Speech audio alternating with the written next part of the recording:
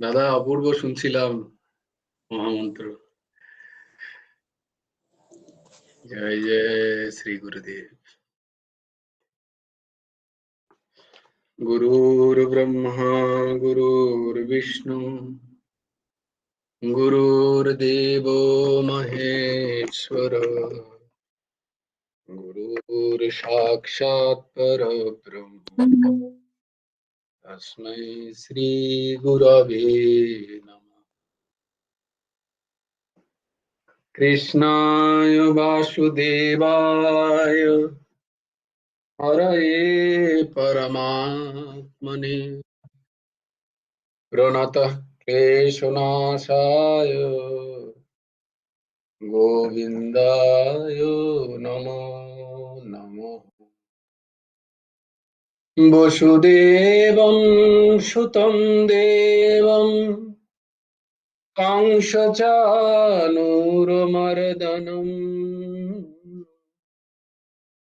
দেবকী পরমানন্দম কৃষ্ণং বন্দে জগদ্গুরুম। নবকুমার চতুষ্পটির আরেকটি অধ্যায়ে তোমাদের সকলকে খুব খুব স্বাগত। আমরা শ্রীমদ্ ভগবদ গীতার চতুর্থ অধ্যায়ের 12 নম্বর শ্লোক কালকে আমরা দেখেছি যে কর্ম সিদ্ধির ফল তাড়াতাড়ি পেতে হলে সেই কর্মের অধিষ্ঠাত্রী দেবদেবীদের পূজা করলে সেই ফল এই মনুষ্য লোকে মর্তলোকে তাড়াতাড়ি পাওয়া যায়।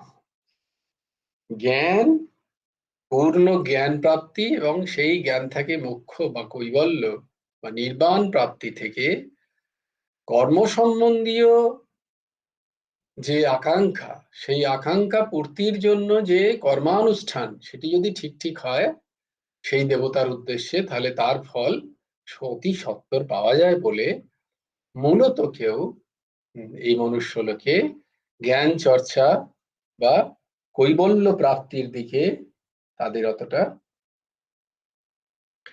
টান থাকে না, ঝোঁক থাকে না, তাই তারা ভগবানের কাছে যান না। তাই তাদের বারবার কর্মফলকে যেহেতু তারা তাদের আকাঙ্ক্ষার বস্তু হিসেবে নিয়ে নেয়, তাই জন্য সেই কর্মফলে সেটা শুভ হোক বা অশুভ হোক, সেই কর্মফলে তাদেরকে বেঁধে যেতে হয়।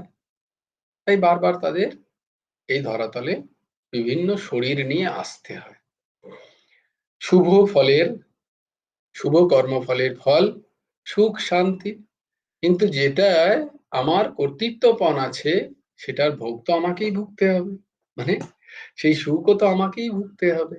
হ্যাঁ, এবং সেই সুখ ভোগার জন্য আমার একটি শরীর চাই, সেই শরীর আমাকে প্রাপ্ত হতে হবে। সেই শরীর আমার পেতে হবে। তাই সুখ ভোগের জন্য আমার শরীর প্রাপ্তি, আবার দুঃখ ভোগের জন্য আমার শরীর প্রাপ্তি। তো এইভাবে সুখ দুঃখ নিয়ন্ত্রিত যে কর্ম, সেই কর্মফলের কর্তা হিসেবে যেহেতু আমি আমাকে মনে করি, তাই যদ্যপি আমার স্বরূপ কি না, নিত্য মুক্ত, নিত্য বুদ্ধ, নিত্য জ্ঞান স্বরূপ, নিত্য প্রেম স্বরূপ।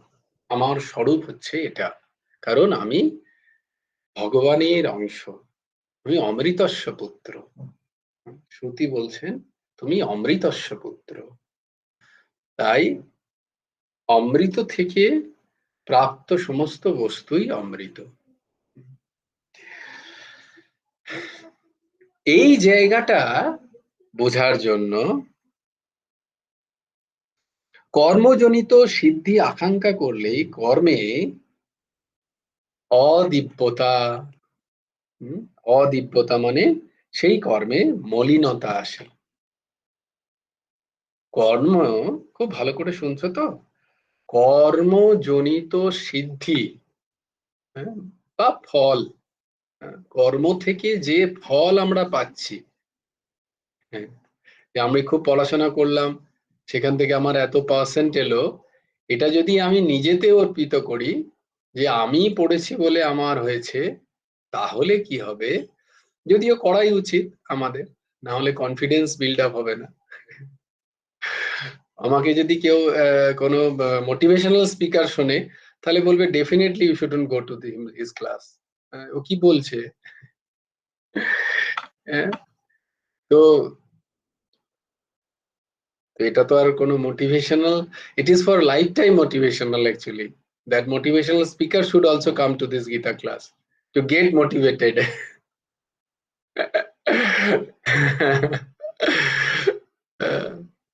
কারণ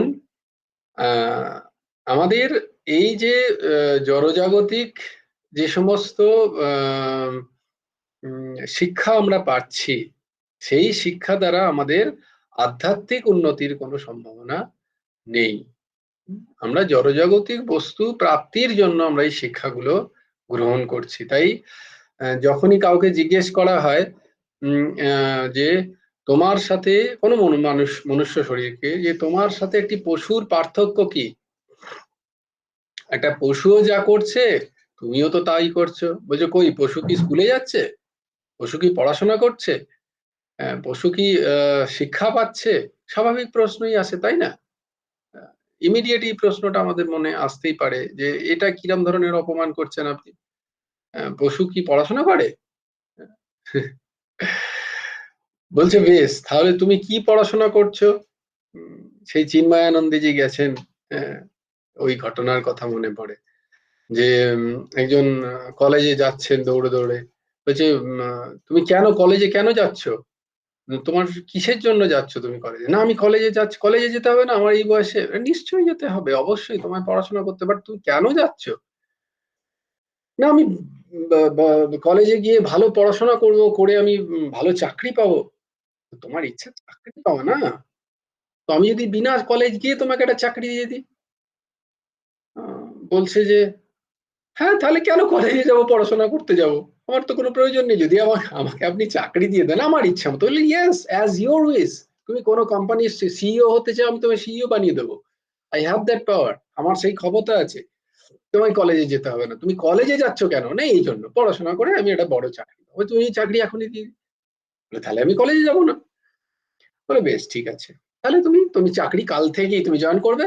আমি এক্ষুনি, আমার বন্ধু আছে, তার কোম্পানি আছে, I will appoint you as a CEO. তো চাকরি, তুমি সিইও হয়ে তারপরে কি করবে? তুমি তো চাকরি পেয়ে পাবে। তুমি বলছো আমি একটা বড় চাকরি করতে চাই, বেশ, চাকরি করে কি করবে? চাকরি করে কি করব? চাকরি করে চাকরি কেন করে মানুষ? আপনি জানেন না? আপনি এত বড় একটা সন্ন্যাসী, আপনার এত নাম, চাকরি কেন করে? তো সেটাই তো জানতে চাইছি তোমার কাছ থেকে। তুমি বলো, তুমি বললে যে কলেজে আমি পড়তে যাচ্ছি চাকরি পাওয়ার জন্য। Your aim is to get the job. তো জব করে করবে কি? তোমাকে তো জব করে দেওয়া হলো, you will get a job of CEO. Very nice. তো 24/7 you have to be on job. কারণ সিইওর কাজই তাই। They cannot sleep. Anywhere any problem তোমাকে অ্যাটেন্ড করতে হবে। বল তারপর ছেলে সেটাই কি করবে? ও চাকরি করে আমি তো পয়সা পাবো। Here you have again change. তুমি বলছিলে কলেজে কেন যাচ্ছি না, আমার চাকরি চাই। তুমি তো তখন বলনি যে আমার পয়সা চাই। বলে এটা তো ঠিক নয় স্বামীজি। আমি তো সততার সাথেই বলছি যে আমি চাকরি যাব, চাকরি করে পয়সা কামাবো। হিয়ার ইজ দ্য পয়েন্ট, নাও তুমি কলেজে এই জন্য যাচ্ছ যে তোমার পয়সা চাই, তাই না? বলে ন্যাচারালি আমার পয়সা চাই। তো তোমার তার জন্য চাকরি করতে হবে কেন? আমি তোমায় পয়সা দিচ্ছি, তুমি বলো ক টাকা চাই। তোমার মাসে ক টাকা হলে তুমি ইউ উইল বি হ্যাপি। তোর জন্য চাকরি করার কি দরকার আছে? তুমি প্রথমে বললো, আমি প্রশ্ন করেছি তোমাকে ভেরি স্ট্রেট ফরওয়ার্ড, যে তুমি কলেজে কেন যাচ্ছ? তো বললে, প্রথমে বললে তুমি চাকরি করতে, আমি তোমায় চাকরি দিলাম। তারপর বলছে আমার পয়সা চাই। আমি তোমাকে চাকরি কেন, মাঝখানটা ছাড়ো না। তুমি পয়সা চাই, পয়সা ওকে, কত পয়সা? ওকে, ঠিক আছে। আমার প্রতি মাসে 3 লাখ 4 লাখ টাকা বেতন চাই, ঠিক আছে, okay, I'll give you 4 lakh rupees, 4 lakh টাকা আমি তোমায় দেবো। তো 4 লাখ টাকা নিয়ে তুমি তাহলে কি করবে? 4 লাখ টাকা নিয়ে তো আমি একটা ভালো বিয়ে করব, সুন্দর মেয়ে দেখে বিয়ে করব, আমি সংসার করব, দেন আমি একটা ফ্ল্যাট। বলে দেখো কতগুলো রিকোয়ারমেন্ট তুমি বলছো, তুমি কিন্তু আগে বলনি যে কলেজ যাচ্ছ তুমি একটা মেয়েকে বিয়ে করার জন্য, তুমি বললে কলেজ যাচ্ছ একটা চাকরি পাওয়ার জন্য। Now your all whenever you are getting something you are changing your asking. তুমি নিজেই জানো না যে why are you running for, তুমি কেন দৌড়চ্ছ, তুমি জানোই না তোমার উদ্দেশ্যটা কি, তুমি উদ্দেশ্য চেঞ্জ করে যাচ্ছ কন্টিনিউয়াস। তো আলটিমেট তোমার উদ্দেশ্য কি, যে তোমার ভোগ বাসনা পূরণ করার জন্য বস্তু চাই, ভালো ভালো বস্তু চাই, মার্সিডিজ গাড়ি চাই যাতে তুমি যেতে পারো, তোমার একটা ভালো ফ্ল্যাট চাই যেখানে তুমি থাকতে পারো, তোমার একজন কমনীয় স্ত্রী চাই। So you are basically want to satisfy your, তোমার তোমার তুমি স্যাটিসফাই কাকে করতে চাও না, তোমার ইন্দ্রিয় বৃত্তিগুলোকে। তুমি কেন পড়াশোনা করছো, সি দ্য পয়েন্ট, বুঝতে পারছি। এইভাবেই আমাদের ভাবা উচিত সৎসঙ্গে, যেটা আমরা কেন এই কাজটা করছি, আলটিমেট গেমটা কি না আমার ইন্দ্রিয় স্যাটিসফ্যাকশন, সেটা তো একটা পশুও করছে সকাল থেকে রাত পর্যন্ত। Then why are you studying, you will study to get a job. তুমি চাকরি করছো, তুমি একটা চাকরি তুমি পড়াশোনা করছো কেন, তুমি একটা বড় চাকরি পাবে। তুমি চাকরি পাবে কেন, তুমি পয়সা পাবে। তুমি পয়সা কেন পাবে, পয়সা কেন তোমার চাই না, আমার এই জিনিস, আমি ভালো খেতে চাই, আমি ভালো পড়তে চাই, আমি ভালো দেখতে চাই, আমি ভালো ভোগ করতে চাই, আমি ভালো জায়গায় থাকতে চাই। তো দিস আর অল হোয়াট, এগুলো বেসিক্যালি কি, তোমার ইন্দ্রিয়কে তুমি স্যাটিসফাই করছো, সেটা তো একটা পশুও করছে। তখন এই সৎসঙ্গ তিনি বুঝতে পারলেন, ও Swamiji you are trailing me on that way.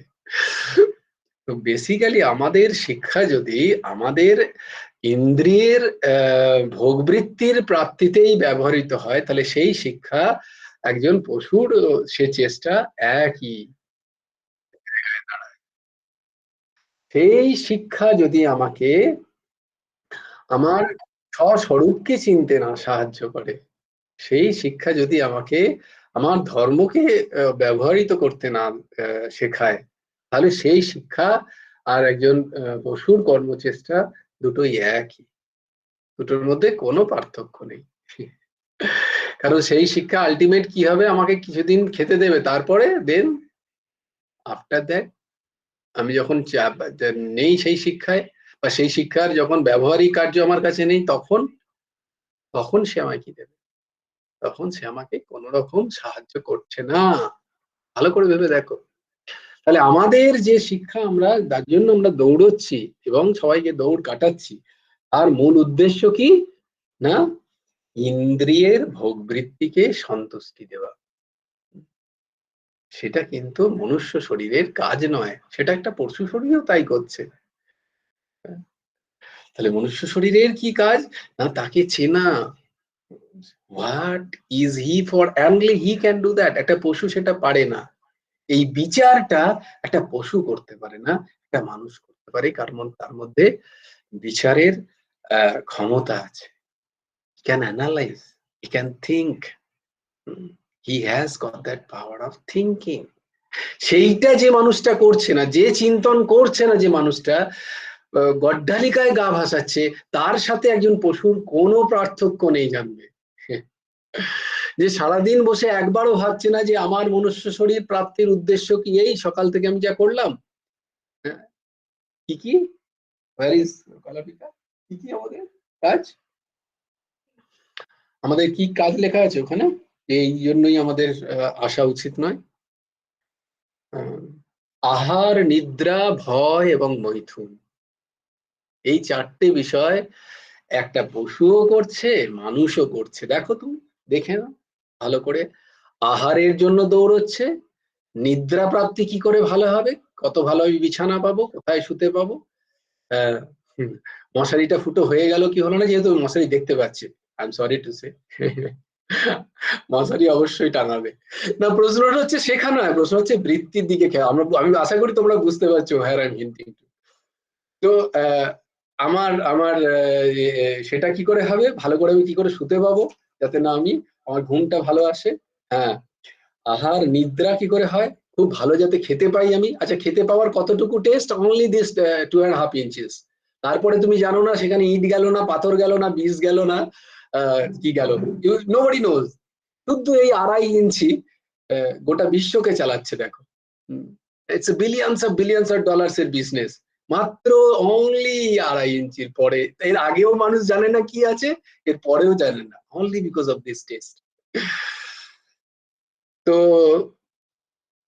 আহার, তারপরে নিদ্রা কি সুন্দর করে আসবে, তার জন্য কত ভালো ভালো পালঙ্ক কিনতে হবে আমাকে, কত ভালো ভালো ঘর চাই আমার, সেইটার চেষ্টা। আহার নিদ্রা, তারপরে ভয়, আমি ভয় কি করে ভয় কি করে, মূল ভয় কি করে জয় করব সেটার দিকে কারোর খেয়াল নেই।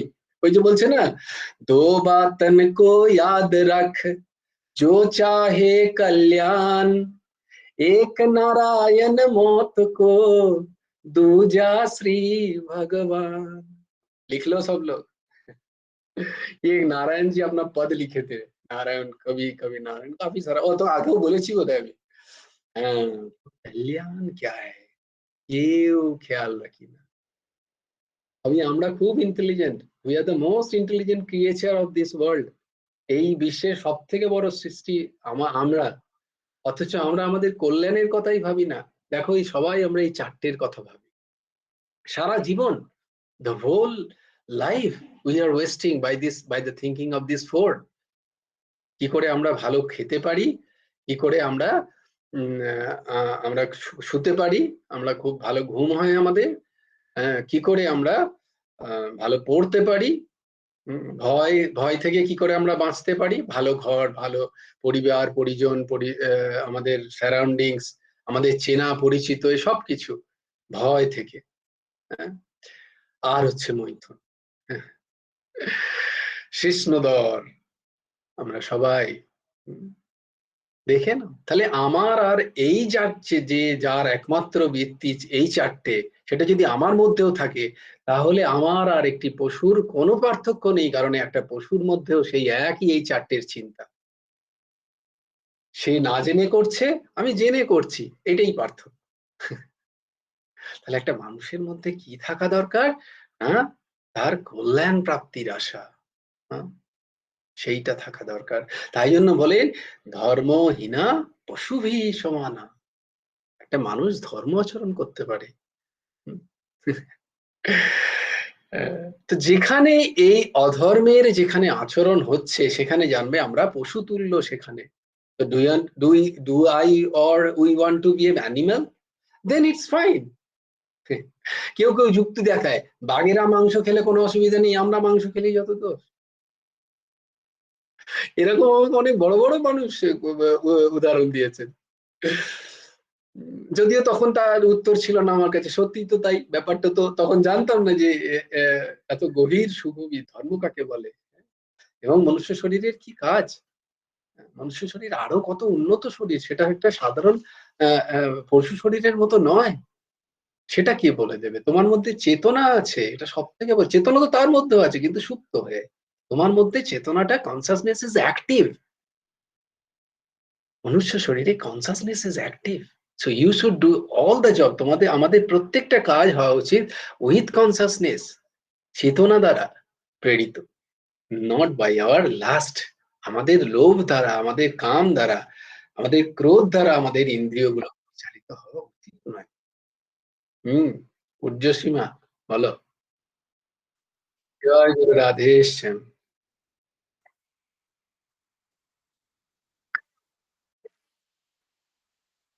হুম।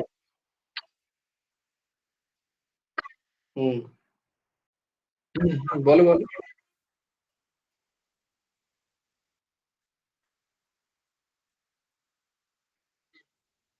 হুম। হুম। No, here I told you very nicely. I didn't tell you about the thinking ability. And I didn't have told you about the thoughts and things also, thinking capability. I told you the consciousness. Consciousness is different than the thinking ability.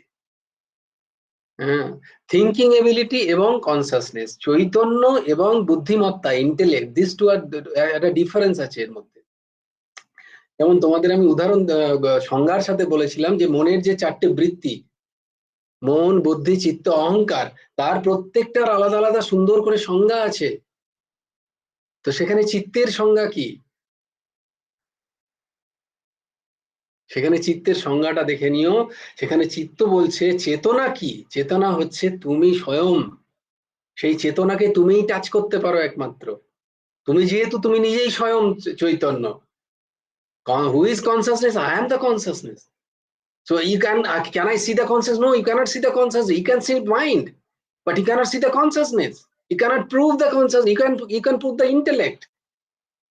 তুমি বুদ্ধিমত্তাকে প্রমাণ করতে পারো, তুমি মনকেও প্রমাণ করতে পারো, অহমকেও প্রমাণ করা যায়, কিন্তু whenever it comes to the consciousness, চিত্ত, প্রমাণ করার জায়গা নেই। Because why? Because you are that. Because what you are, তুমি যখনই সেখানে যাচ্ছ, you have been dissolved. তখন তোমার কাছে আর অন্য কোনো রেফারেন্স নেই প্রমাণ করার। কাকে প্রমাণ করবে? তুমি তো ওটাই। মানে চিনি, নুনের নুনের পুতুল নুন মারতে গেছে ইয়েতে, সমুদ্রে, সেখানে কিন্তু গলে গেছে, সে তো আর খুঁজেই পাচ্ছে না নিজেকে। তো কার রেফারেন্সে কাকে প্রুফ তখনই হয় যখন এটা রেফারেন্স থাকে। সো আলটিমেট রেফারেন্স হচ্ছে কনসাসনেস। সেই কনসাসনেস প্রত্যেকের মধ্যে আছে, বিকজ দ্যাট ইজ গড। সেটাই চৈতন্যই হচ্ছে ভগবান। তো সেই চৈতন্য সবার মধ্যে আছে, জমার মধ্যেও যেমন আছে, তেমনি পশু পাখির মধ্যেও আছে, তেমনি একটা ইট পাথর বালির মধ্যেও আছে সেই চৈতন্য। তো এটা কিরম হলো? Yes, here we should know. তোমার তাই জন্য আমি দেখো একটা কথা প্রথমেই তখনই বললাম, যে চৈতন্য তোমার পক্ষে অ্যাক্টিভ। মনুষ্য শরীরে সেটা অ্যাক্টিভ, অন্য জায়গায় সেটা সাবডিউড। যত যেখানে চৈতন্য অ্যাক্টিভ, সেই অনুযায়ী স্তর হয় জীবের, সেই অনুযায়ী স্তর হয়। দেখো তোমার চৈতন্য অত্যন্ত অ্যাক্টিভ, তাই জন্য তুমি যে কোনো জিনিস, তোমার কর্ম তাই জন্য গ্র্যান্টেড হয়। মানে তুমি যেহেতু তোমার চৈতন্য অ্যাক্টিভ, তাই তোমার কর্ম ফল তোমাকে ভোগ করতে হবে। বাকি ইভেন দেবতাদের চৈতন্য আরো অ্যাক্টিভ, কিন্তু তবুও দেবতাদের কর্ম দেখো ইটস নট গ্র্যান্টেড, তাদের কিন্তু ভোগ্য নেই, কারণ তারা চৈতন্যকে কাজে লাগাতে পারে না। অ্যাক্টিভ হাইলি, কিন্তু তারা they cannot put that consciousness into their work for their betterability. No, they cannot. Only মানুষ্য শরীর, মনুষ্যজনই পারে সেটা। বুঝতে পারলে? তেমনি এই চেতনা, যেরকম যেরকম যে পশুর যত চেতনা উন্নত, দেখো সেই পশুগুলোকে আমরা গবাদি পশু বানাতে পেরেছি। যাদের চেতনা তত বেশি চঞ্চল্য, তারা দেখো ওয়াইল্ড অ্যানিমেল। আমরা you can separate it in the whole animal section. যার যে যে উদ্ভিদ উদ্ভিদ ক্ষেত্র, যার চেতনা যত বেশি মানুষকে সাড়া দেয়, তাদেরকে আমরা বেশি পুজো করি, অসত্যকে পুজো করি। দেখো, so you will if you will go to the if you will go to the what is called botany, you will find there is a different level of what is called ওটাই কি বলে, সাড়া দেওয়া। সবাই একরকম ভাবে সাড়া দেয় না। এই যে যে যেভাবে, হ্যাঁ, যে যেভাবে সাড়া দিচ্ছে, সে তত বেশি তার মধ্যে চেতনাটা অ্যাক্টিভ। বোঝাতে পারছি কি? তাই জন্য দেখো, এই খাদ্যাখাদ্যের বিচারেও কিন্তু তাই জন্য বিভিন্ন মাপকাঠি থাকে। যে ঠিক আছে তুমি এটা খেয়ে খেতে পারো। মাছকে কেন বলে তাই জন্য, কারণ মাছের জীবকুলে মাছের চেতনাকে বলা হয় সব থেকে কম চেতনা, তাই বলে ঠিক আছে মাছ খাও, অতটা তোমার ক্ষতি হবে না। তুমি যত চৈতন্যশীল আম, আহ, আহ, বিষয়কে গ্রহণ করবে খাদ্য হিসাবে, তত সে তোমাকে, তোমার সেই চৈতন্য এসে তোমাকে তত বেশি অ্যাক্টিভেট করবে বা তত বেশি নাড়া দেবে। এই খাদ্যের ব্যাপারগুলো সব এই জন্য, খাদ্যের ব্যাপারের সাথে ধর্মের জায়গাটা কিন্তু এই জন্য। বোঝাতে পারছি তোমাদের বারবার? Because you are all very intelligent, that's why you should understand যে আমরা যদি মাংস খাচ্ছি মানে কি, এমন একটা পশুকে খাচ্ছি তার একটা চৈতন্য আছে, যে ভাবতে পারে, যে ভাবছে যে আমি মরে যেতে পারি। এরাম যাকে খাচ্ছি ন্যাচারালি তার মরার আগে সে ভাবছে যে আমি মরে যেতে পারি। তো তার ওই বোধটা তার প্রত্যেক অনুপরমাণুতে আছে, and it is going to work on you. Definitely it is going to work on you. তাই জন্য বলে যেগুলো একটু যাদের চৈতন্য আছে তাদের খেতে নেই, এই জন্য বলে। তাই জন্য শাস্ত্রে কি বলছে, উদ্ভিদ, ঠিক আছে উদ্ভিদ খাও, বলছে উদ্ভিদেরও তো প্রাণ আছে, বলে হ্যাঁ প্রাণ আছে। বলছে তাহলে তুমি সেই সবজি বা তরকারি ঠাকুরকে অর্পণ করে খাও, বলছে তা খেয়েও তো হচ্ছে না, কিছুদিন পরে বলছে তাহলে তুমি ফলে চলে আসো। দেখো কোথায় বললো, উদ্ভিদটাকে বাঁচিয়ে রাখো, তাহলে উদ্ভিদের ফলে এসো। এইভাবে এইভাবে খাদ্যাখাদ্যের উন্নতির কথা। This is only because to make your consciousness still and stable. বুঝলি, এই জন্য খাদ্যাখাদ্যের বিচার। তো এই যে চেতনা, এই যে চেতনা যার যেরকম ভাবে যতটা উন্নত সেই অনুযায়ী বিভাগ হয়, সেটা কি আমরা কোথাও দেখতে পাই? সব জায়গায় আছে। You'll find in every kingdom. It is in plant kingdom, it is in animal kingdom, in every nature এই ভাগ আছেই আছে, কারণ চেতনার পার্থক্য আছেই সৃষ্টিতে। Nobody can deny it. তাই যখন ভগবান বলছেন চতুর্বর্ণম মায়া সৃষ্টম, 13 নম্বর শ্লোকে, চতুর্বর্ণম মায়া সৃষ্টম গুণ কর্ম বিভাগশঃ তস্য কর্তারমপি মাম বিদ্ধ কর্তারমব্যয়ম ন মাম কর্মাণি লিম্পন্তি ন মে কর্ম ফলে স্পৃহা ইতি মাম ইয়োভিজানতি কর্মভির্ন সবদ্ধতে। 13 এবং 14 নম্বর। এইটা দেখো, এটা যে বুঝে যাবে সে চতুর্বর্ণটা বুঝতে পারবে, সে চতুর্বর্ণটাকে কাস্ট হিসেবে নেবে না। will understand this separation of conscious level of consciousness, not the level of consciousness. Level of consciousness is same for all. The activeness of the consciousness. যার কনসাসনেস যতটা অ্যাক্টিভ, যতটা ক্রিয়া করে, সে তত উচ্চ স্তরের প্রাণী, সে তত উচ্চ বর্ণের প্রাণী। একই ঘটনা, তোমার মনকে যতটা নাড়া দেবে, দেখবে সবাইকার মনকে অতটা নাড়া দিচ্ছে না। একটা কবির মনকে যতটা নাড়া দেয় একটা সাধারণ মানুষের মনকে, একজন খাটিয়ে যে প্রত্যেকদিন খেটে খেতে হচ্ছে তার মনকে অতটা নাড়া দেবে না। ঠিক আছে হয়েছে, কিন্তু একজন একটা কোনো সংবেদনশীল মানুষ যদি সেই ঘটনাটা দেখে তার প্রচন্ড কষ্ট হয়। কেন?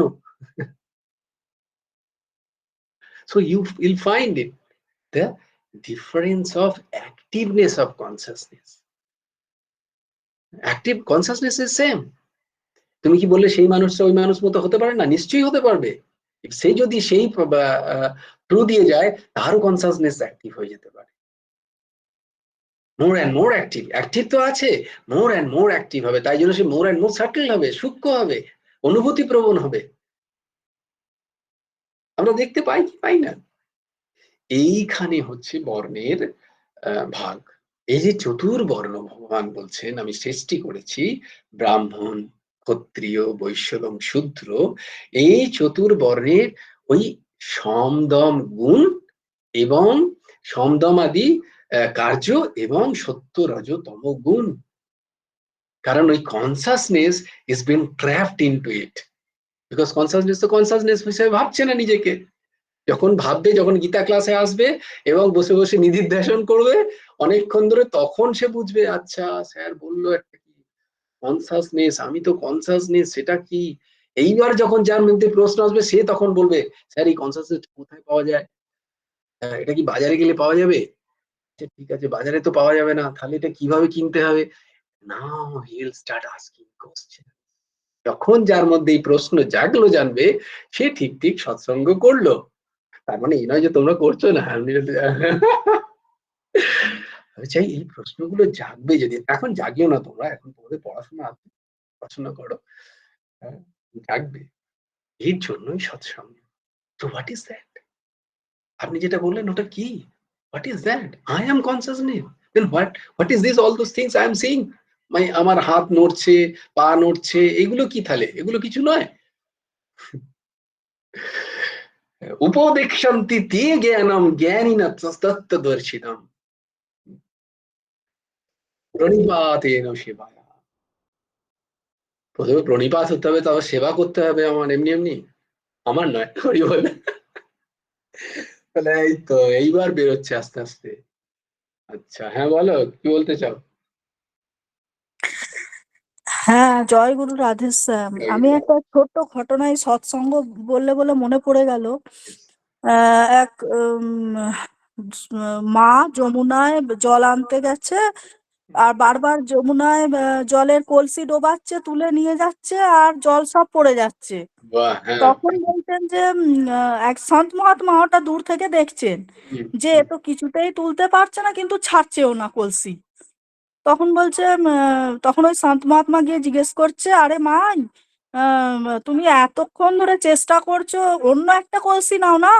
বলছে, না বাবা, এই কলসিতেই আমি জল নিয়ে যাব। তখন বলছে, কি করে নেবে, এতে তো ফুটো আছে। তুমি যখনই জল তুলতে যাবে তখনই তো সব জল পড়ে যাবে। বলছে, না, এতেই জল নেব আমি। তখন সন্ত মহাত্মা বলছেন, আচ্ছা ঠিক আছে, তুমি যদি ওতেই জল নিতে চাও, তাহলে তো তোমাকে ডুবিয়ে রাখতে হবে কলসিটা জলে, তাহলে ওটাও ভরবে আর জলও পড়বে না, বুঝতেই পারবে না তুমি, ভর্তিই থাকবে। তখন মানে আর কি বলতে চাইছেন যে সব সময় সৎসঙ্গের মধ্যে আমাদের যে এই হয়তো করলাম সৎসঙ্গ, কিন্তু যদি দুদিন বন্ধ থাকে, 3 দিনের দিন সব ভুলে গেলাম। তো আমাদের নিরন্তর ওই সৎসঙ্গ বললে বলে এটা মনে পড়ে গেল, ওই আর কি শুনলাম একজন সন্ত মহাত্মার কথা। তো আমরা কেন সৎসঙ্গ করব, বারবার কেন সৎসঙ্গ করব, যে মানে ওই সৎসঙ্গের মধ্যে ডুবিয়ে রাখতে হবে আমাদের, যাতে আমরা জলটা মানে জ্ঞানগুলো ভরতে পারি, নিতে পারি, মানে নিত্য জীবনে আমরা চলতে পারি। এইটা আহ, বোঝাতে চাইছেন আর কি। মূলত আহ, খুব সুন্দর একটি কথা। মূলত ধারণ করা, যে সে কি করছে, কলসিটা তার আছে, কিন্তু সে কলসিটা ধারণ করতে পারছে না, জলটা ফুটো দিয়ে বেরিয়ে চলে যাচ্ছে। যখনই সে কলসিটা জল থেকে তুলছে, কলসিতে ধারণ হচ্ছে না। আমাদেরও তাই দশা। আমাদের বিভিন্ন যে ছিদ্র, কাম ক্রোধ লোভ মোহ মদের যে ছিদ্র, সেই ছিদ্র দিয়ে আমাদের জ্ঞান বেরিয়ে চলে যাচ্ছে। তাহলে সেই ছিদ্র তো আছেই, সেই ছিদ্রকে তো আমরা সারিয়ে তুলতে পারছি না, কিন্তু বলছি না, আমরা এই জন্মেই এই শরীরেই আমাদের মুক্তি চাই, আমাদের জ্ঞান চাই। তাহলে কি করা হবে বলে, তাহলে ডুবিয়ে রাখো নিজেকে। তাহলে ছিদ্র দিয়ে জল বেরোবে না। হ্যাঁ, কারণ সেখানেও তো বেরোলেও সেখানেও তো জলই আছে, তাই ডুবিয়ে রাখো। তাই ধারণ যদি করতে হয় এই ছিদ্রযুক্ত আমাদের চরিত্র আমাদের মনের মধ্যেও, তাহলে আমাদেরকে, আমাদের এই মনকে নিরন্তর সেই, এটাকেই বলা হয় নীতি। শ্রবণ, মনন এবং নিদিধ্যাসন। নিদিধ্যাসন মানে সেইটা চিন্তন, সেটাকে মনে গেঁথে ফেলা এবং সেটাকে আচরণ, সেই রকম আচরণ। হুম। আমরা সৎসঙ্গে একরকম করছি, আমরা আচরণ একরকম করছি, তাহলে তো সেটা ধারণ হবে না, ছিদ্র বেরিয়ে চলে যাবে জল। জ্ঞান ধারণ হবে না। তো এই জন্য ভগবান বলছেন যে চতুর্বর্ণ আমি সৃষ্টি করেছি, আমারই সৃষ্টি এই চতুর্বর্ণ। কেন না, সত্যাদি গুণ, সত্য রজ তম গুণের যে পার্থক্য আমরা দেখতে পাই, এবং সম দম উপরতি তিতিক্ষা, শ্রদ্ধা সমাধান, ষট ষট সম্পত্তি দেখেছি না আমরা, বিবেক বৈরাগ্য ষট সম্পত্তি এবং মুমুক্ষুত্ব। এই ষট সম্পত্তিতে কি আছে, সম দম উপরতি তিতিক্ষা শ্রদ্ধা এবং সমাধান। এই যে চারটে এই যে ছটা সম্পত্তি আর এই যে চারটে সাধন পদ্ধতি, এটা আমাদের দরকারই দরকার, যদি আমাদের নিজেদেরকে সেই উচ্চতায় নিয়ে যেতে হয়। এছাড়া হবে না, হবে না, যেটা যেটা যেটা প্রসেস সেটা হবে না। এই প্রসেসের মধ্যে দিয়ে আমাদের যেতেই হবে। তো ব্রাহ্মণের ব্রাহ্মণ যারা, তাদের কিরকম গুণ, তাদের সত্য প্রধান গুণ। হুম, তাদের সত্য প্রধান গুণ, কনসাসনেস ইজ হাইলি অ্যাক্টিভ, সত্য প্রধান গুণ, সত্য গুণী তারা। রজ এবং তর্মগুণ তার মধ্যেও আছে, কারণ প্রকৃতির সমস্ত সৃষ্টিতে সবকিছুতে তিনটে গুণ বর্তমান। এই তিনটে গুণ ছাড়া সৃষ্টি প্রতীয়মানই হয় না। প্রত্যেকের মধ্যে সেই গুণ আছে, কিন্তু তার বাকি দুটো গুণ কি, এই সত্য গুণ দ্বারা ঢাকা। তারা প্রভাব ফেলতে পারে না তার চরিত্রে। আর ক্ষত্রিয়কে, ব্রাহ্মণের পর ক্ষত্রিয় যারা, যাদের মধ্যে রজগুণ অতি তীব্র, সত্যগুণ আছে কিন্তু রজগুণের পরে, তারপরে তমগুণ, তার মধ্যে রজগুণটা প্রচন্ড কাজ করব, কর্মপ্রবণতা। আমি যেমন জানবো, আরে ব্যাট ব্যাটকে খালি শাস্ত্র পড়ে থোড়ি কিছু হবে, কিছু করে দেখা, make history, don't read history, কিছু করে দেখা, এসএসসি যখন এটা দাগ কেটে যা, এগুলো হচ্ছে রজগুণী, রজগুণ। এবং তার মধ্যে যে সত্যগুণী, ভালো, সে ভালো কাজ করছে, এই নয় যে সে খারাপ কাজ করছে, ভালো কাজ করছে, করে সে একটা প্রতিষ্ঠা, কার প্রতিষ্ঠা চাইছে, নিজের নামের, যে তোর নাম থেকে যাবে এমন কর। তাহলে সেখানে ওটা অজ্ঞান না? জ্ঞানীরা বলবে ওটাও তো অজ্ঞান। তোর স্ট্যাচু তৈরি হবে। তো এটা হচ্ছে রজগুণী, রজগুণী প্রধান চরিত্র, এরা হচ্ছে ক্ষত্রিয়, ক্ষত্রিয়। আর কি তমগুণী প্রধান, বৈশ্য, বৈশ্য কি হবে না, এরাও রজগুণী প্রধান, কিন্তু রজের পরেই এদের কাছে তমগুণ আসে, সত্যগুণ তারপরে আসে এনাদের কাছে। এরা বললে, আরে নাম টাম নিয়ে কি হবে, আমার পয়সা চাই, আমি পয়সা সেভিংসে আমি চাই আর একটা জিরো অ্যাড করতে, I want to add one more zero in my saving account. ওই নাম টাম কামিয়ে কি হবে, ও যারা নাম কামাচ্ছে কামাকে যায়, তাদের নাম না হলেও পয়সা চললে চলবে, এইরকম যারা, তারা হচ্ছে বৈশ্য সম্প্রদায়, যারা বিজনেস করতে ভালোবাসেন, যাদের এসব নাম স্ট্যাচুর দরকার নেই। আর হচ্ছে তম প্রধান যারা, তমগুণ প্রধান যাদের কাছে যারা আছে, তম এবং তাদের মধ্যে রজগুণ, সত্যগুণের পরিমাণ অত্যন্ত, বা সত্যগুণের প্রভাব তাদের চরিত্রে কম, এরা মানুষরা কি করবে, তারা সেবা কাজে লাগবে। তাদের সেবা কাজে যারা যা লাগে, দেখো তোমরা নিজেরাই দেখতে পাবে, দিস ইজ ট্রু। যারা সেবা কাজে লাগে, তাদের যদি এই রকম প্রবণতা হয়, তারা খুব ভালো সেবা করতে পারে, মানে তারা খুব ভালো কর্মঠ হয়, কাজ করে। আলটিমেট দরকার সবাইকে, সমাজের, এইটাকে বলা হয় সমাজের, সমাজকে যদি একটা শরীর মনে করা হয়, তাহলে এই সমাজের শরীর কিন্তু এই চারটে জিনিস, সমাজের এই চারটেকেই দরকার সমানভাবে, কেউ ছোট নয়, কেউ বড় নয়, এইটার জানার প্রয়োজন প্রথমে, যেটা আমরা করে ফেলেছি, ভুল ভ্রান্তি ধারণায় আমরা করে ফেলেছি। এই বর্ণ ব্যবস্থায় কোথাও কেউ ছোট নেই, কোথাও কেউ, প্রত্যেকের নিজের নিজের কোয়ালিটি, গুণ। কি বলছেন, চতুর্বর্ণ মায়া সৃষ্টম গুণ কর্ম বিভাগ, গুণ কর্ম বিভাগ। আমি কর্ম এমন করছি, আমার গুণ এমন, আর আমি একটা বর্ণের সুবিধা নিচ্ছি, চলবে না। সে তুমি যে বর্ণেই থাকো না কেন, তুমি সেই বর্ণ হিসাবে তুমি নিশ্চয়ই না, তুমি ওই বর্ণে যাও, দিয়ে ওই বর্ণের তুমি ফলো করো, তুমি সেই গুণ নিজের মধ্যে নিয়ে এসো, সেই কর্ম তুমি করো। সবকিছু ওটা হয় না, হয় না বলেই এরকম যাতে বিশৃঙ্খলা সৃষ্টি নয়। আজকে আমরা বিশৃঙ্খলা দেখতে পাচ্ছি কি পাচ্ছি না চারিদিকে, তার one of the main reasons of that problem হচ্ছে, যাকে এক নিশ্চলানন্দ সরস্বতী বলছেন যে বেটি আর রুটিন লেকেই সমস্যা, वो जो रोटी और बेटी यही बांटना है ना तुम लोगों को। কথাটা একদম সত্যি। আমরা ভোগ প্রবণতা, আমাদের গুরুদেব বলছেন, আমরা কেন বর্ণ ব্যবস্থা মানতে চাই না, কারণ আমাদের ভোগ প্রবণতায় আঘাত হয়, আমাদের ভোগ প্রবণতা, আমাদের সেখানে ব্যাঘাত ঘটে, যাতে আমরা যথেচ্ছ ভোগ করতে পারি, তার জন্যই এই সমস্ত রেস্ট্রিকশনে আমরা থাকতে চাই না, বন্ধনে থাকতে চাই না। আমরা শৃঙ্খলা চাই না নিজেরাই, আর নিজেরাই বিশৃঙ্খলা সৃষ্টি করে, নিজেরাই ট্র্যাপড হয়ে, we are now all 99% people are psychiatric patients. আগে তো দুটো মানুষই খেতে পেতেন না, জানো কি তোমরা, তোমরা দেখবে দুটো মানুষ খেতে পেতেন না, তার থেকে সব থেকে বড় হচ্ছে, তোমরা যেহেতু তোমাদের আয়নাটাই আগে দেখ, সেটা হচ্ছে কবিরাজরা, চিকিৎসকরা। কারণ মানুষের শরীর খারাপই হতো না, নয় প্যান্ডামিক হতো, হলে মারা যেত প্রচুর মানুষ একসাথে, আদারওয়াইজ নর্মাল একটা মানুষ কোনোদিন কবিরাজের কাছে যেত না ওষুধ খেতে, তারা এতই সুস্থ থাকতো, কারণ তাদের অত চিন্তা ছিল না। আজকে 99% রোগের কারণ হচ্ছে স্ট্রেস। তার একটু জ্বর হচ্ছে, সেই জ্বর তাকে অ্যান্টিবায়োটিক খেতে হচ্ছে, কারণ সো স্ট্রেসফুল। তাকে কালকে চাকরিতে যেতে হবে, না চাকরি ছাড়িয়ে দেবে boss. If you could have rested, প্রত্যেক ডাক্তারই বলে দেবে, তোমরাও নিশ্চয়ই করছো বা যারা যারা জানো, যে বাবা ও তো 5 দিন থাকবেই, you don't have to take antibiotic. যেটা আমার জামাইবাবু বলেন, আরে অ্যান্টিবায়োটিক খেও না, প্যারাসিটামল দিয়ে চালাও, যদি না ছাড়ে তখন খাবে।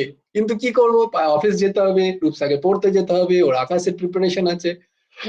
হি is dad, he is a neonatologist, child specialist in Bangalore, Bombay, দেখ, বর্ধমান। তো উনি বলেন এই ওষুধ খেও না। তো everybody will tell the truth. তো এই যে অন্য বর্ণ চতুষ্টয় শ্রী ভগবান সৃষ্টি করেছেন, সত্য প্রধান ব্রাহ্মণের সম দম প্রভৃতি কর্ম। ব্রাহ্মণের কর্ম কি? তার কর্ম হচ্ছে সংযম, ইন্দ্রিয় সংযম, অন্তর ইন্দ্রিয় সংযম, বহির ইন্দ্রিয় সংযম, সম দম, উপরতি। উপরতি মানে চরম জিনিস।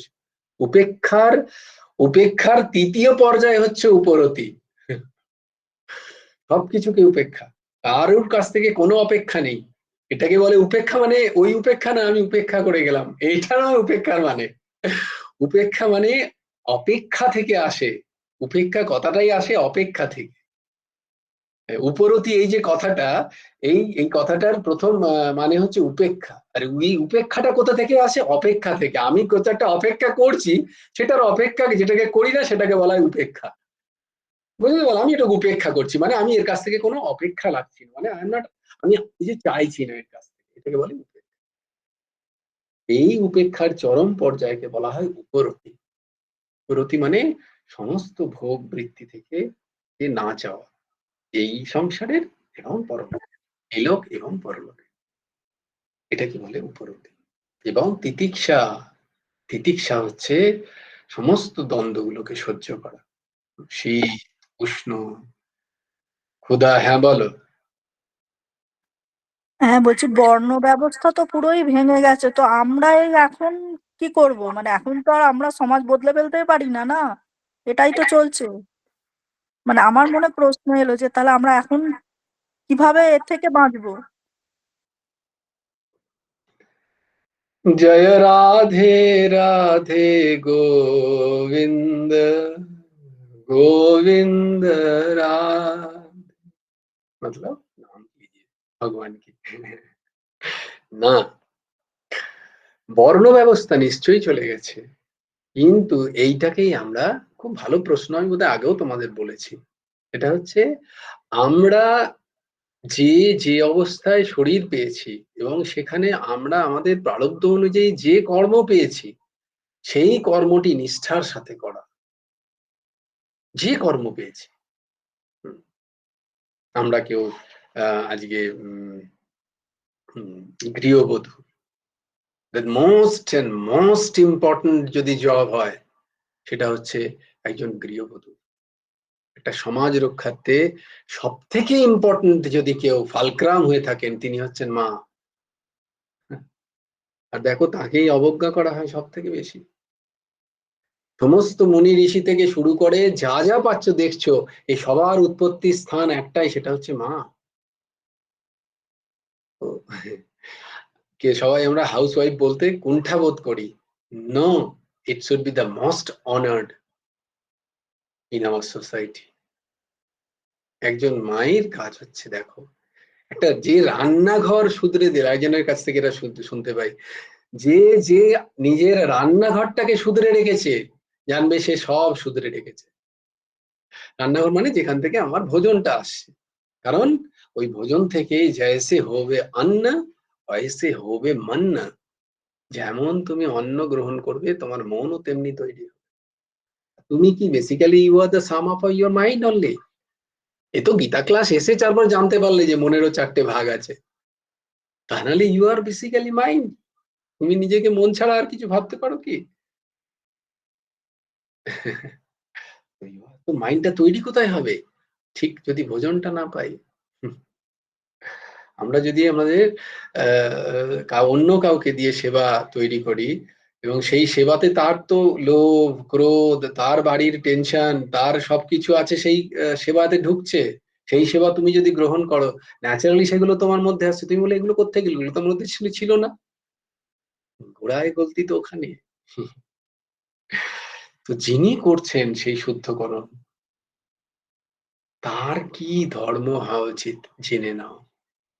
আমি একজন প্রফেশনাল, আমি যখন আমার প্রফেশনে আছি আমার কি ধর্ম হওয়া উচিত জেনে নেওয়া দরকার। ঠিক আছে, আমি জন্ম অনুযায়ী একজন আমাকে ব্রাহ্মণ, কিন্তু আমার মধ্যে সেই ব্রাহ্মণের বৃত্তি আছে কি নেই? যদি না না না থাকে তাহলে আমার ব্রাহ্মণগিরি করাও সাজে না। ঠিক আছে, আমি একজন ক্ষত্রিয়, অথচ আমি একটা ব্লেড দেখলে ভয় পাই, তাহলে আমার ক্ষত্রিয়ত্ব করা উচিত আছে? সেই ওরকম হবে। একজনকে ইন্টারভিউতে প্রশ্ন করেছে যে হ্যাঙ্গারে, সে ইন্টারভিউ দিতে গেছে, হ্যাঙ্গারে জাহাজ আছে মানে এয়ারক্রাফট আছে, তুমি আগুন লেগে গেলে কি করবে? বলছে আমি পালিয়ে যাবো। বলছে তাহলে ঠিক আছে, তুমি এখানে এখনই পালিয়ে যাও। তো সেরকম আর কি। তো তার তার ওই হ্যাঙ্গারে কাজ করার যোগ্যতাই নেই যে না আমি এয়ারক্রাফটটাকে সেভ করব, আমি কোনোভাবে খুঁজবো যে কোথায় জল আছে কিনা, না সেটা বলছে না, বলছে আগুন দেখলেই পালাবো। তো তার কোনো যোগ্যতাই নেই সেটার জন্য। তো যে ক্ষত্রিয়ের সেই যোগ্যতা নেই তাকে তার করা উচিত নয়, তার প্রেম করা উচিত নয়, তাই না? তো আমরা যে যেখানে আছি সেইখানে থেকে নিজের নিজের ধর্ম, নিজের নিজের বৃত্তি যা আমরা পেয়েছি প্রারব্ধ অনুযায়ী, এটা তোমার প্রশ্নের উত্তর, সেই বৃত্তিটাকে আমরা, সেই বৃত্তির কি ধর্ম সেটাকে আমরা জেনে নিই এবং সেটিকে আমরা খুব সুন্দর করে পালন করে সে সবকিছু ভগবানের কাছে নিমিত্ত করি। এবং এই কলির সর্বোপরি ধর্ম কি না? নাম। এবং আমরা ভগবানের নাম নিরন্তর জপ করি, এইটা হবে আমাদের পন্থা। আর যারা আমরা ভাগ্যক্রমে সদ্গুরু পেয়েছি, সদ্গুরু তো আমাদের বলেই দিয়েছেন তোমাদের কি করতে হবে, সদ্গুরুই বলে দেবেন তখন যে আচ্ছা তুমি এই ঊর্জশী, আচ্ছা তোমার এই কাজ, তুমি এগুলো এগুলো করো, ব্যাস। এই জন্য এখন সদ্গুরুর আশ্রয় নিতে হবে। গুরুদেব যাকে বলছেন, যেমনটি বলছেন তেমনটি করতে হয়, জীবন তেমন ভাবে চালাতে হয়, নিজের আর তারপর ব্রেন লাগাতে নেই। তখন আর নিজের ব্রেন লাগাতে নেই। সুপর্ণা দি কিছু কিছু বলবেন, বলে সদ্গুরু যদি না থাকে তাহলে কি করবো? হ্যাঁ বলো দিদি। সুপর্ণা দি,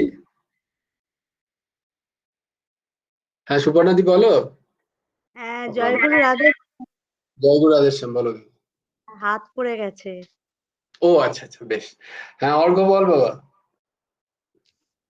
আজকে যে চর্চাটা হলো না হুম। জাতিভেদ নিয়ে, গুরুদেবের একটা প্রশ্নোত্তরীতে জাতিভেদ একটাই নয়, জাতিভেদ আবার ভুল, আবার ভুল। আই এম মানে স্ট্রিক্টলি, আই এম বর্ণ স্ট্রিক্টলি ব্যবস্থা নিয়ে, অবজেক্টিভ। কখনো এই শব্দটার ব্যবহারই করবে না, জাতি আর বর্ণের মধ্যে হাজার পার্থক্য আছে। আমি এই মানে জায়গায় গুরুদেবকে এই সবসময়, প্রশ্নটাই করেছেন আর কি, ওই জন্যই বললাম এই শব্দটা। জাতি যদি শব্দ ব্যবহার হয় সেটা প্রথমেই আমি বলবো যে যদি প্রশ্ন করে থাকে গুরুদেব নিশ্চয়ই তার উত্তর দিয়েছেন। আর আমি এখানে জাতি বলে কোনো কথাই বলিনি, তাই জন্য বর্ণ আলাদা জাতি আলাদা। হ্যাঁ বলো এবারে। এখানে প্রশ্ন করেছেন গুরুদেবকে, জাতিভেদ মানা উচিত না অনুচিত। হুম। তখন গুরুদেব উত্তর দিচ্ছেন, এখনকার শিষ্ণোদ্ধার পরায়ণ স্বেচ্ছাচারী মানুষের ধারণা জাতিভেদ মানিলেই সব গেল, যথেচ্ছা ভোগেও কুঠারাঘাত পড়িল। জাতিভেদ হ্যাঁ প্রথা হ্যাঁ। আবার রাখিতে আছে। শ্রুতি বলিলেন, ব্রাহ্মণস্য মুখং আসিত শূদ্র ভ্যাত অজায়তে। এই তো বেদবচন। সমাজমূর্তি শ্রী ভগবানের মুখ হইতে ব্রাহ্মণ জন্মে, বাহু হইতে ক্ষত্রিয়, জঙ্গা হইতে বৈশ্য ও শ্রী ভগবানের চরণ হইতে শূদ্র জন্মগ্রহণ করিলেন। এত সুন্দর বর্ণাশ্রম ধর্মকে এখনকার হৃদয়বান মহাজনেরা মানবতার নাম দিয়া অভেদ ভাবে জগৎকে মজায়েছে। কেহ কাহারও ধার ধারে না। আত্মতুষ্টি ও স্বজন তুষ্টি সকলের কাম্য। সমাজ শৃঙ্খলার কথা, সমাজ শৃঙ্খলা কথার কথা রহিয়াছে। আমার দলে আইসো তুমি আমার আপনজন। এখন সমাজে সেই শান্তিও নাই, সুখও নাই। কৃষ্ণ ভজনের দ্বারা মানব জীবনের যে পরিপূর্ণতা তাহাও নাই। ব্রহ্মচর্য পালনের এখন আর কোনো কথাই ওঠে না। এখন শেষ বয়সে বৃদ্ধাশ্রমে হইয়াছে তাহাই ভালোই। পিতৃলোকে পিতৃপুরুষেরা আর পুত্রদের নিকট পিণ্ডতর্পণ আশা করেন না। তাহারা জীবিকার এখন অন্য পথ অবলম্বন করিবেন নিশ্চয়ই। ধর্মকর্ম এখন পুঁথিতেই থাক, প্রহসন ছাড়া এখন আর কিছুই নাই। শ্রী ভগবান গীতায় বলিয়াছেন, চতুর্বর্ণং ময়া সৃষ্টং গুণকর্ম বিভাগশ। গুণ কর্ম বিভাগ অনুসারে আমি চতুর্বর্ণ সৃষ্টি করিয়াছি। এখন এসব কথা শুনিবার মতো আমাদের অবসরও নয়। এরকম বলেছেন। গুরু ভগবান এখানে বর্ণাশ্রম প্রথাকে সমর্থন করছেন, তাই না? আর একটা জায়গাতেও করেছেন উনি প্রশ্নোত্তরী, গুরু শিষ্য সংবাদে। কারণ এটা একটা এমন একটি পন্থা, এটাকে প্রথমে তো বোঝার প্রয়োজন আছে। সেটাই আমি তোমাদের প্রথম থেকে বোঝানোর চেষ্টা করলাম যে এই বর্ণ কেন, এই যে প্রথা, এই যে বিভাগ, কেন এই বিভাগ সব জায়গায় আছে। ইভেন যখন কমিউনিস্ট কান্ট্রি তৈরি হয়েছিল রাশিয়া, তখন এই কথাটাই লেনিনকে জিজ্ঞেস করা হয়েছিল যে আপনি বলছেন যে সমতা, তাহলে সবাইকে একই রকম জিনিস দেয়া হবে, কিন্তু খিদে তো সবার আলাদা আলাদা। কাউকে বলছেন আপনি সবাইকে 8টা করে রুটি দেবেন, তো কারুর হয়তো 6টা রুটিতেই হয়ে যায়, তাহলে 2টো রুটি ওয়েস্ট তার জন্য। আর কারুর হয়তো খিদে পায় 10টা 12টা রুটির জন্য, তাহলে তার তো 2টো 4টে রুটি কম পড়ে যাচ্ছে। তো আপনি কি করবেন তাহলে? এর সমাধান কি হবে? You can find that is not a বানানো গল্প, হিস্ট্রি ইট ইজ। তখন লেনিন বললেন, না না, মার্কস যেটা বলেছেন সেটা তো ঠিক জায়গায়, কিন্তু না, সেরকম হবে না। আমরা কি করব, একই থাকবে কিন্তু in sections, that will be same. That is teacher, all teacher will be same, যারা পড়াচ্ছে। ওকে, doctor, all health workers will be same. Okay, farmers, all farmers will be same. All farmers will get the same thing. মানে সব চাষিরা একই রকম সুবিধা পাবে, সব শিক্ষক কুলের তারা একই রকম সুবিধা পাবে, সব যারা স্বাস্থ্যকর্মী তারা একই রকম সুবিধা পাবে। আনতে হলো কিনা শ্রেণী বিভাগ, ওই যে গুণ ও কর্ম।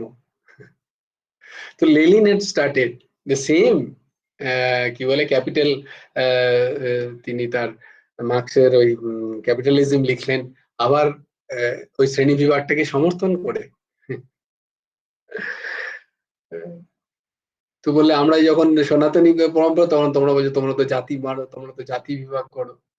নো নো নো, আমরা জাতি বিভাগ ওইভাবে করি না। তাই জন্যই শ্রীলা প্রভুপাদ, যিনি অভয় চরণারবিন্দ, শ্রীলা প্রভুপাদ ভক্তি সিদ্ধান্ত সরস্বতী, তিনি একটা লিখেছিলেন বৈদিক সাম্যবাদ বলে। রাশিয়ায় যখন গেছিলেন, সেখান থেকে তিনি বৈদিক সাম্যবাদ সম্বন্ধে লিখলেন, যে বেদে আমাদের সাম্যবাদ কোথায় লেখা আছে, where is it? অদ্ভুত একটা সুন্দর ফিলোসফিক্যাল টেক্সট, বৈদিক সাম্যবাদ। তো ভগবান বলছেন, চাতুর্বর্ণম ময়া সৃষ্টম গুণ কর্ম বিভাগ, কর্তারমপি মাম বিদ্য কর্তারমব্যয়, মানে আমি কিন্তু এই সমস্ত কাজ করেও নিরপেক্ষ হয়ে থাকি, অব্যয়। আমি কিন্তু কারোর সাথে আমার কিন্তু সম্পৃক্ততা নেই। না মাম কর্মাণি লিম্পন্তি, আমি কিন্তু কোনো কর্মের সাথে আমি লিপ্ত হয়ে যাই না। মে কর্ম ফলে স্পৃহা, না আমার কর্মফলে কোনো স্পৃহাও আছে। ইতি মাম যোগবিজানাতি কর্মভির নাম, মানে তোমরাও যেহেতু আমারই অংশ, তাই তোমরাও এইভাবে আচরণ করো মনুষ্য লোকে। তোমরাও তোমাদের কর্মের সাথে লিপ্ত হয়ে যেও না, এবং কর্মফলে স্পৃহা রেখো না। তোমরা যে বর্ণেই থাকো না কেন, সেই বর্ণ থেকেই আমাকে প্রাপ্তিতে তোমাদের কোথাও বাধা নেই। সেই বর্ণের যে ধর্ম, সেই ধর্ম অনুযায়ী তুমি যদি চলো, তাহলে আলটিমেট গেন কি? আলটিমেট গেন ইজ সেম, মোক্ষ। প্রত্যেকে তার নিজের নিজের জায়গায় থেকেই কিন্তু মোক্ষ প্রাপ্তি হতে পারবে। তোমরা যদি তোমাদের বর্ণ অনুযায়ী, তোমাদের জায়গা অনুযায়ী ধর্মটাকে ঠিক ঠিক পালন করো। এই যে যেটা জিজ্ঞেস করলো কাকিমা, সেটা হচ্ছে তাহলে আমরা এখন কি করব? আমরা তো এখন ওইভাবে পারছি না। তাহলে আমরা যে জায়গায় আছি সেই কাজটা খুব সুন্দর করে করো এবং সেটা ভগবানকে অর্পণ করো। সেখানে কর্তৃত্ব অভিমান নিয়ে এসো না। আমরা যে কাজটা করছি অন্য কাজের সমালোচনা না করে, অন্য কাজে যেখানে আমার সেই বৃত্তি নেই, আমার জ্ঞান নেই, সেখানে নিজে নাক গুলিয়ে নিজের কাজের এক্সেলেন্সিটাকে নিয়ে যাই। আমি যে কাজটা পেয়েছি প্রারব্ধ, সেটা আমি সুন্দর করে ধর্মের সাথে করি, অধর্ম যাতে সেখানে না আসে সেটার চেষ্টা করি করতে, এবং এই সব কিছু ভগবানকে অর্পণ করি, দিয়ে নিজে নিষ্ক্রিয় হয়ে যায়। সেখানে আমার কোনো কর্তাপনা যাতে না থাকে। তাহলে আমার আলটিমেট গেম কি? এই মনুষ্য শরীরে যাতে আমার স্বরূপকে আমি চিনতে পারি, আমি যে নিত্য কৃষ্ণ দাস, সেই অনুভব যেন আমার হয়। সেটা সবাইকার হতে পারে। সেটা হচ্ছে পরম কর্মঠ একজন ব্যক্তির যেমন হতে পারে, তেমনি পরম নিরন্তর বসে যিনি ধ্যান করছেন তারও হতে পারে। কোনো পার্থক্য নেই, দুজনেরই হতে পারে, কিন্তু হওয়ার ওয়েটা আলাদা। হ্যাঁ বলো সূর্যসীমা, বলো।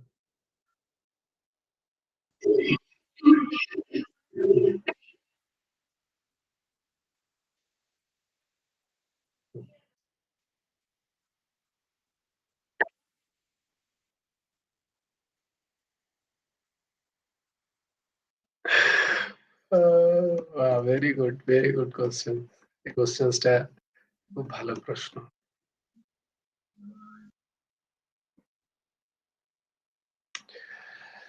শাস্ত্র অনুযায়ী বিভিন্ন লোক আছে।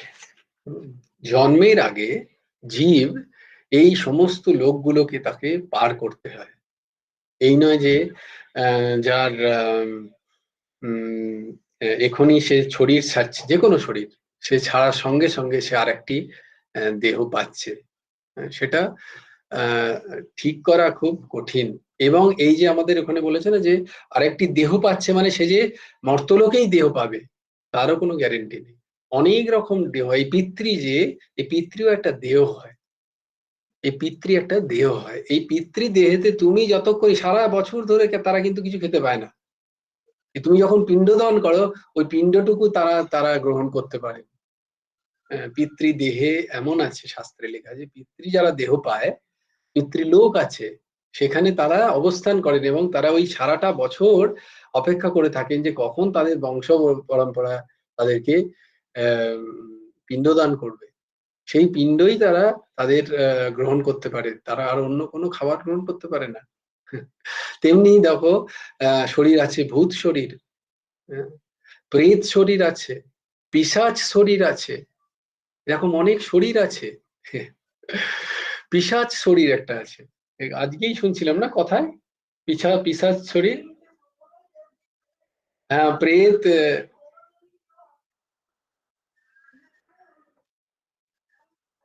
হ্যাঁ হ্যাঁ পিতৃজনিতে যায়, দেখেছো? এইরকম বিভিন্ন লোক আছে, তো সেই লোকে যায়। তো কোনো জীব যখন দেহ ছাড়লো তার কর্ম অনুযায়ী তাকে এইরকম সে লোক প্রাপ্ত হয়। হম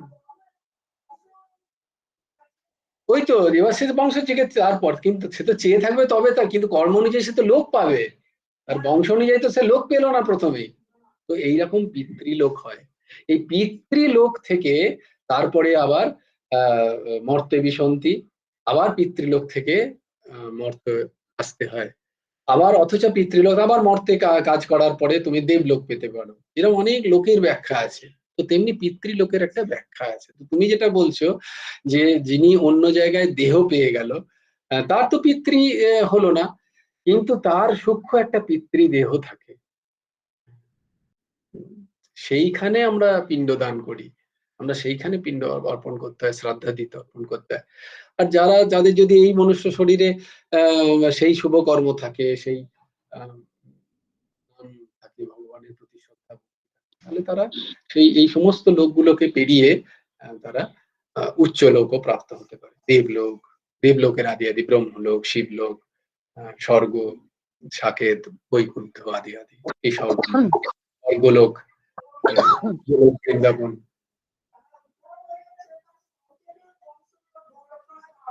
এমনটা কাকিমা বলছেন, তারা সংকেত দেয়, তোমরা যদি কেউ পাও আমাকে জানিও। উনি হ্যাঁ ঠিক বলছেন কাকিমা, না বংশ পরম্পরায় সংকেত দেয়। আমি একটা ঘটনা বলি, এটা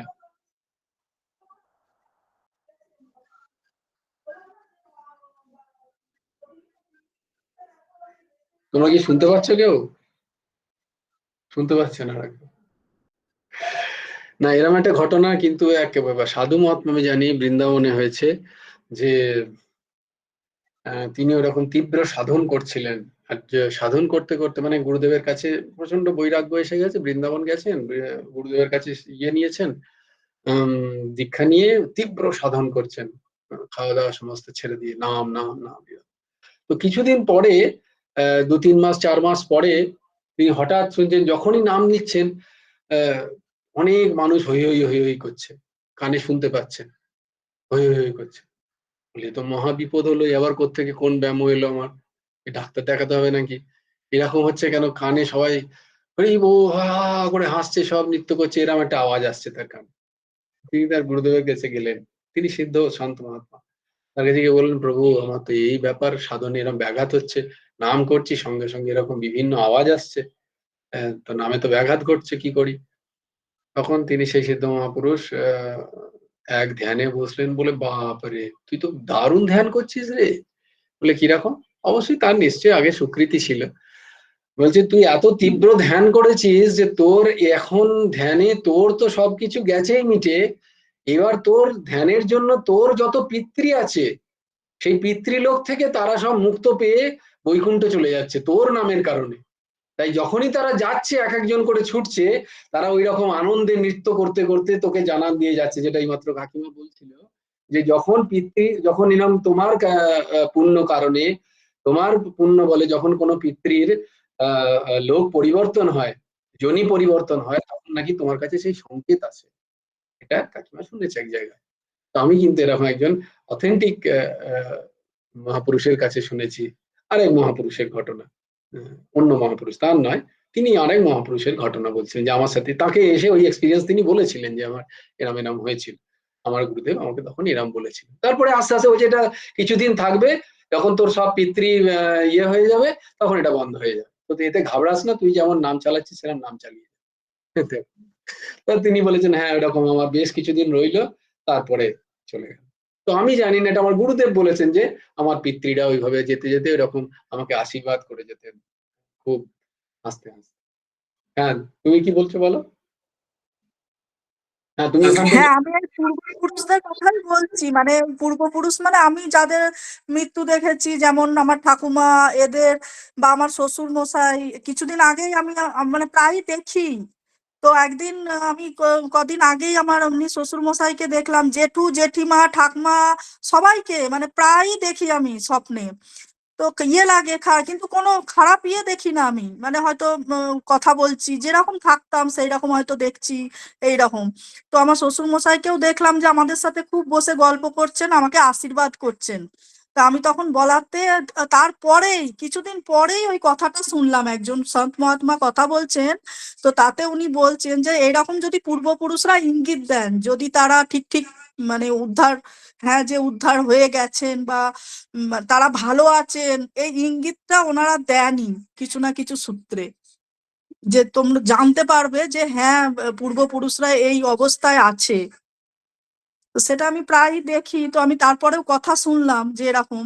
তো আমি দেখলাম যে কিছুদিন আগে জাস্ট পুজোর আগে আগে শ্বশুর মশাইকেও দেখেছিলাম আমি এইবারে, গল্প করছে আমাদের সাথে, বসে আছি আমরা সবাই, আমি, আমাদের ননদ মানে আমার দিদি, সবাই বসে আছি, আর বাবাও আছে সেখানে বসে, এবং থাকে আমাকে খুব আশীর্বাদও করছেন আমি এরকম। আমি ছিলাম। হ্যাঁ, আমরা সবাই ছিলাম মানে এই কিছুদিনের আগে। আবার জেঠু জেঠিমাও, আমার জেঠিমা বেশি দিন মানে ইয়ে হয়নি, মারা গেছে। জেঠু জেঠিমাকে একসাথে দেখলাম আমি আবার, দুজনকে। তো তাহলে কোন তো না ঘটনাক্রমে যাই এলো হোক, তাই বললাম। হ্যাঁ অবশ্যই এই ধরনের জিনিসগুলো শুনলে কি হয়, আমরা যারা এগুলো করছি তারা একটা এন্থু পাই, যে একজনের এরকম এক্সপিরিয়েন্স হচ্ছে মানে তাহলে আমারও হতে পারে। আর হচ্ছে বলে যে হচ্ছে তা নয়, হচ্ছে না বলে যে হচ্ছে না, মানে আমার এক্সপিরিয়েন্স হচ্ছে না বলে মানে কি আমার পূর্বপুরুষরা পাচ্ছে না তা কিন্তু নয়। হয়তো আমি আমার সেই সাটেলনেসটা নেই, আমার সেই সূক্ষ্মতাটা নেই, তা আমি সেটাকে ধরতে পারছি না। কিন্তু আমার পূর্ণ কর্ম যদি আমি নিষ্কাম ভাবে করি, এবং তাদের জন্য যে নিষ্কাম ভাবে করলে, তুমি যদি তোমার কামনা পূর্ণ হবে। তুমি যদি নিষ্কাম ভাবে নাম করো, ভগবানের প্রসন্নতায় করো, তাহলে ভগবান পূর্বপুরুষদের এইভাবে কৃপা করেন। তাই জন্য গুরুদেব বলতেন যে যারা যারা আমার গুরুদেব যেটা বলছে আমি সেটা বলছি, তোমরা কিন্তু অন্যভাবে নিও না। যে যারা যারা কণ্ঠী ধারণ করেন এবং বৈষ্ণব হয়ে যান, বৈষ্ণবীয় চিহ্ন ধারণ করেন, তাদের পূর্বপুরুষরা নাকি পিতৃলোকে নৃত্য করে তখন, বলে এইবার আমরা এখান থেকে, আমাদের বংশে একজন এসছে যে এবারে নিষ্কাম নাম করবে ভগবানের, আমরা এখান থেকে মুক্ত হব।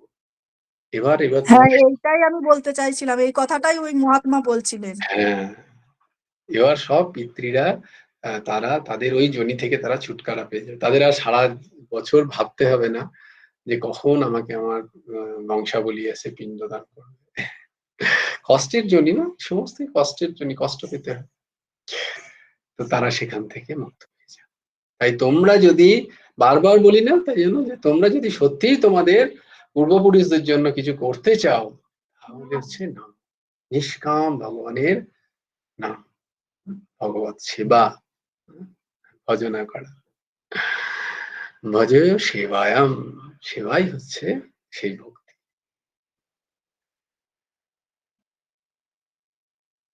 এরপর তো অনেকটা সময় চলে গেল আজকে, তাই না? তো বেশ, ভালো থেকো সবাই। হ্যাঁ দিদি, তুমি কি কিছু বলবে? সুপর্ণা দি? না দাদা। আচ্ছা আচ্ছা, না তুমি ইয়ে করেছো দেখছি, আনমিউট করেছো। হ্যাঁ বেশ, তাহলে আমরা চলে যাই নামে। জয় গুরু রাধে শ্যাম, রাধে শ্যাম, রাধে শ্যাম, শ্যাম শ্যাম, রাধে রাধে, রাধে কৃষ্ণ, রাধে কৃষ্ণ, কৃষ্ণ কৃষ্ণ, রাধে রাধে, রাধে শ্যাম, রাধে শ্যাম, শ্যাম শ্যাম, রাধে রাধে, রাধে কৃষ্ণ, রাধে কৃষ্ণ, কৃষ্ণ কৃষ্ণ, রাধে রাধে, রাধে শ্যাম, রাধে শ্যাম, শ্যাম শ্যাম, রাধে রাধে, রাধে কৃষ্ণ, রাধে কৃষ্ণ, কৃষ্ণ কৃষ্ণ, রাধে রাধে, রাধে শ্যাম, রাধে শ্যাম, শ্যাম শ্যাম, রাধে রাধে, রাধে কৃষ্ণ, রাধে কৃষ্ণ, কৃষ্ণ কৃষ্ণ, রাধে রাধে। ভজ গুরু হেমন্ত দেব, রাধে শ্যাম, জপ হরে কৃষ্ণ, হরে রাম, ভজ গুরু হেমন্ত দেব, রাধে শ্যাম, জপ হরে কৃষ্ণ, হরে রাম, ভজ গুরু হেমন্ত দেব, রাধে শ্যাম, জপ হরে কৃষ্ণ, হরে রাম। जय जय श्री राधे, जय जय श्री राधे, जय जय श्री राधे। हरि बोल, हरि बोल, हरि हरि बोल। जय गुरुदेव, जय गुरुदेव, जय गुरुदेव। जय जय परमहंस ठाकुर श्री श्री हेमंत देव जियो जय। শ্রী গুরার্পণমস্তু, শ্রী হেমন্ত দেব। আজ অনেক রাত হয়ে গেছে, তাই আর শ্লোক পাঠ করছি না, কালকে আমরা পাঠ করবো। বেশ, জয় গুরু রাধে শ্যাম। কালকে সন্ধ্যেবেলা 6:30 আমি বোর্ডে লাগলাম, আবার আমি লিখেও দেবো। জয় গুরু রাধে, সবাই ভালো থেকো।